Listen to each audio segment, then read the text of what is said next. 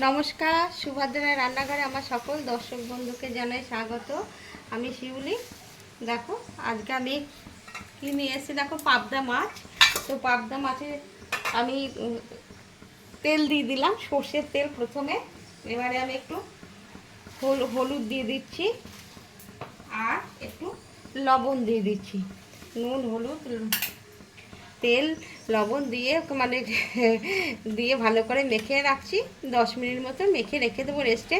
তেল দিলে কী হবে বলো তো, মানে এই মাছগুলো না খুব ফাটে। তো দেখো একদম পেটে মানে ডিমে ভর্তি হয়ে গেছে এখন মাছের, প্রত্যেকটা মাছে। যাই হোক, তো আমি আজকে পাবদা মাছের রেসিপি বানাবো। কি বানাবো তোমরা আমার সাথে থাকো।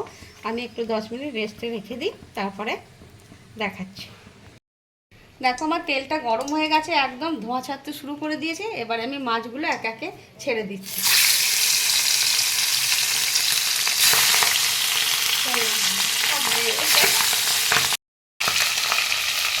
দেখো আমি এক পিস উল্টে দিয়েছি, আর একটা পিস ভাজা হবে, তখন আমি তুলে নেব।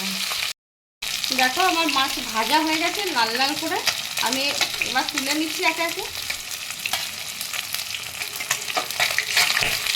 আমি মাছটা কিন্তু সর্ষের তেলে ভেজেছি, সর্ষের তেলেই রান্নাটা আমি করব। আর এটা হবে কালো জিরে আর কাঁচা লঙ্কা চিড়ে মাছের ঝোল হবে, পাতলা ঝোল হবে। এবার আমি টমেটো দিয়ে দিলাম, টমেটোটা একটু ভাজা ভাজা করে নিচ্ছি। আমি তেলে কাঁচা লঙ্কা কালো জিরে ফোড়ন দিয়েছি আর টমেটোটা দিয়ে দিলাম। এবারে দিচ্ছি দেখো ধনের গুঁড়ো আর জিরের গুঁড়ো আর একটু হলুদ। আর কিছু দেবো না, আমি পাতলা একদম ঝোল বানাবো। স্বাস্থ্যকর পাতলা ঝোল খেলে কোনো শরীরে কোনো ক্ষতি হবে না, এরকম। আর স্বাদ মতো 1 চিমটে লবণ দিয়ে দিলাম। এবার মশলাটা আমি ভালো করে কষিয়ে নেব।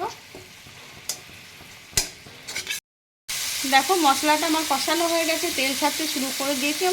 মশলা বলতে তো জিরে আর ধনে গুঁড়ো আর কিছু না, পেঁয়াজ রসুন কিচ্ছু না, আদা বাটা পর্যন্ত দিই।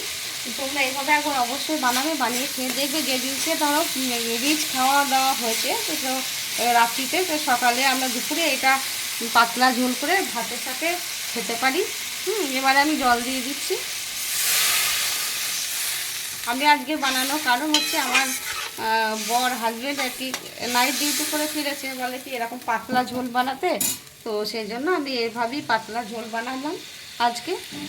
তো তোমরা এইভাবে বানাবে। আমি ঝোলটা ফুটে গেলে মাছগুলো আমি দিয়ে দেবো। আর আমি ঝোলটার মধ্যে দেখো 2-4টে দানা চিনি দিয়ে দিলাম। সবসময় আমি বলি স্বাদে ব্যালেন্স আনবে, সেই জন্য। এবার ঝোলটা ফুটে গেছে, আমি এবার মাছগুলোকে দিয়ে দিচ্ছি একটা একটা করে।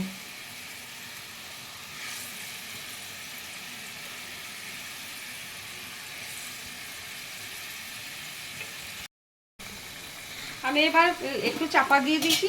এই 2-4 মিনিট ফুটে গেলে আমি নামিয়ে দেব। আমার মাছের ঝোল রেডি হয়ে গেছে। এবার আমি গ্যাসটা অফ করে দিচ্ছি। দেখো একদম পাতলা ঝোল হয়েছে, ভারী সুন্দর এটা খেতে হয়। তোমরা একবার বানাবে। আমি গ্যাসটা অফ করে দিলাম।